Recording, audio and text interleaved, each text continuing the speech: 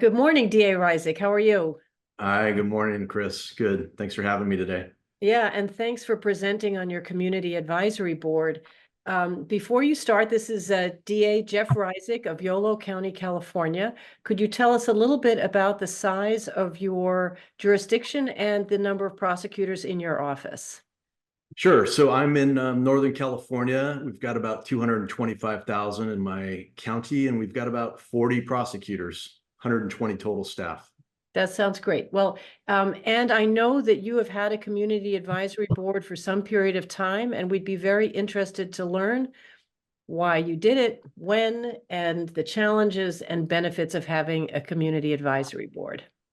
You got it. Well, you told me to keep this short, so I'm going to rip through a PowerPoint and try and do it quickly. So give me a 1-minute warning, Chris, when I'm running up on the clock. So yeah, the short version is 10 years ago, I figured out that I needed to have a better ear to the ground with my community. So I started a group called the Multicultural Community Council to the DA, and you're looking at a picture of some of my council members here. Why did I do it? Frankly, there was real broken trust in my community at the time. Prosecutors by our nature were isolated. A lot of the public doesn't know, what we do. There's just barriers to access and community conversations. And frankly, there's just a lack of transparency between a lot of what we do on a daily basis and the public. So I wanted to tackle that. And I was also very cognizant of the fact that when something hits the fan, when there's a crisis, if you don't have a good relationship, if I didn't have a good relationship with the community, things could get really ugly really fast. So the question is, how can a prosecutor proactively build trust and transparency in the community in light of all of those challenges? And one option is to do what I did, which is to build the Multicultural Community Council. This is just showing you again, at the time, my population was about 217,000. And I have a very diverse population in my county. It's, large Hispanic, Latino population, Asian population, Black population. So it's very diverse. And this makes it even more important for me to have this group. So, again, why did we do it? I mentioned the distrust. We had a number of police shootings that had happened in the years prior that made things very contentious in the community. There was growing commentary in the community, in the newspapers and online about distrust in the system and the DA's office. And I just wanted to tackle that and get to know my community and give them a bridge to directly communicate with me through representatives. So the goal was really simple. Build lines of communication and transparency, get a diverse group of people to meet with me on a regular basis, once a month, to just talk about the issues that were going on in their community, that they were concerned about, that they wanted answers about.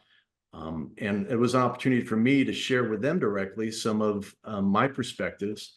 But honestly, I did a lot more listening than talking, and I still do. So this was our mission statement.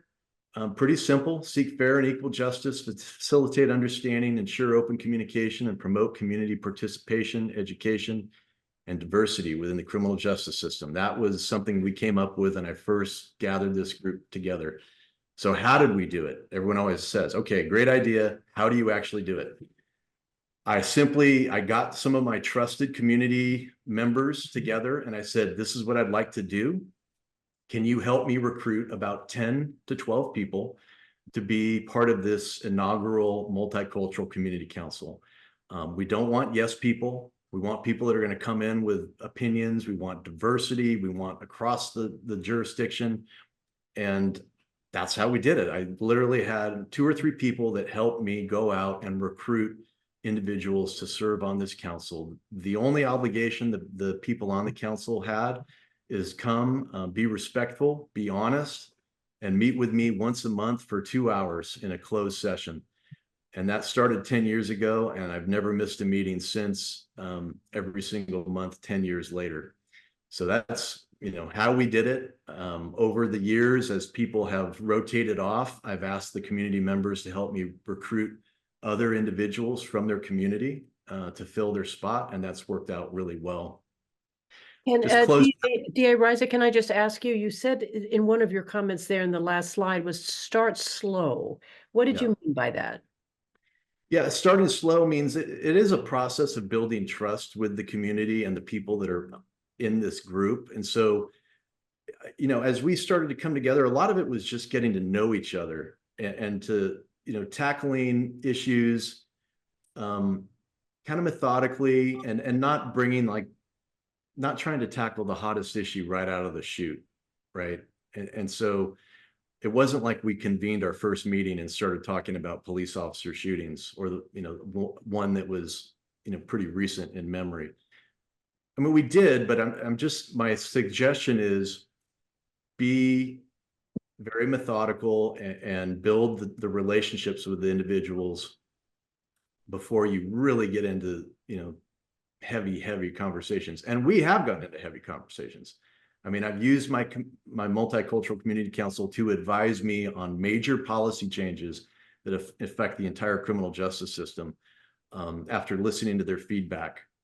So I mean, I close with this usually, but starting this group was one of the most effective things that I have done as a DA, and this is my 18th year as the elected DA. It's one of the best things I've ever done to really help me understand my community and communicate with them more transparently and honestly.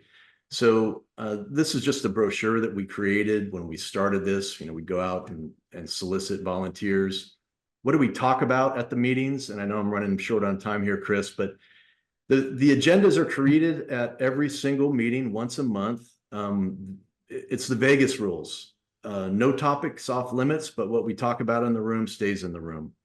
And so people will come in, and one week it may be we're talking about police shootings. The next week it may be we're talking about discriminatory enforcement or grand juries or hate crimes.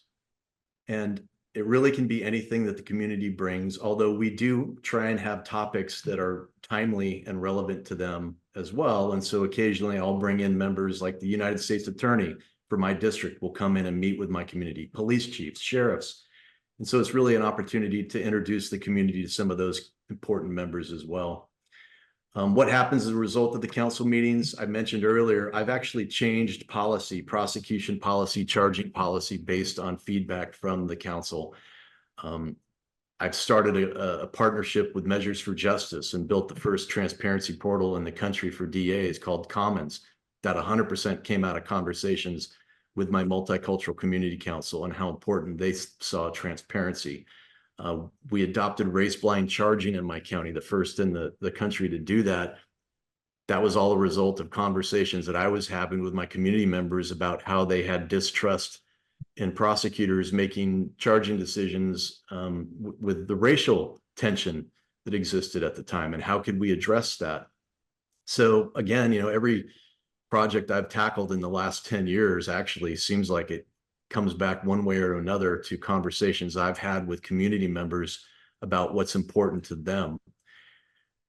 Moving on here, we do, in addition to meeting, we will host things for the community to show our unity, whether it's outreach and education on different cultures, whatever topic that we as a group decide we want to get out and talk to folks about. We do. We put out joint statements when there are major events in our community or nationally. We'll put out a joint statement together showing our unity and thought. We sponsor a youth academy for kids who are at risk on a yearly basis. And this is, again, a partnership between the Multicultural Community Council and myself. We have annual awards where we honor people in the community that we think are, you know, actively bringing peace and transparency and et cetera to the community. And then what are the challenges? I'm closing out with this, Chris. The challenges are recruiting. If you're going to do this, it's a challenge to recruit at the outset, and it's a challenge to recruit as time goes on. You just have to keep freshening the pool with people. I mean, I've had members that have stayed on for a decade, but many leave after 2 or 3 years. And so you've got to go out and find new members. And then it's critically important that the elected DA make the time to not miss these meetings. These are a must attend, and it has to be the elected DA. You can have chiefs and other people in there, but this is for the elected DA to build those relationships. And then the final challenge is just messaging to the community. What's this all about? And again, this isn't a yes group. This isn't some, smoke and mirrors group to make me look good. This is a real community group that is directly communicating with me on behalf of their constituencies. And that's it. How'd I do on time? You did great. One of the reasons that I'm so glad that you're able to make this presentation is I do think that this is part of our vision for the future of a prosecutor's office, that you share your power, you share your decision-making with your community members.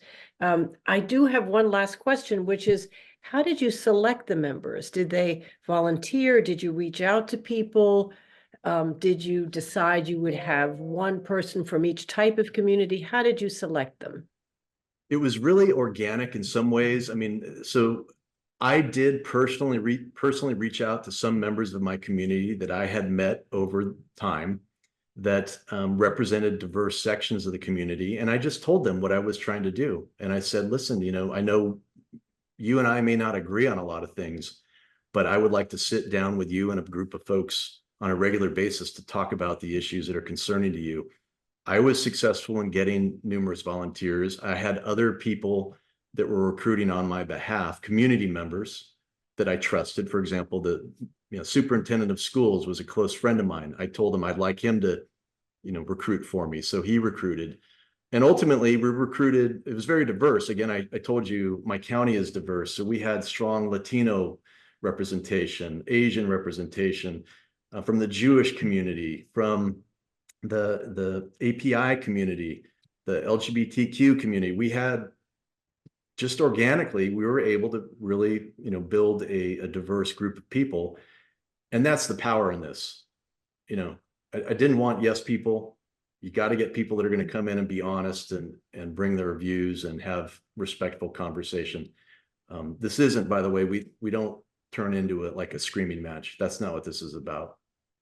Have you had problems with any particular member who maybe has not followed those sort of requirements that you've set for confidentiality and respect during the meetings? No, knock on wood. We haven't. It's been really refreshing over a decade.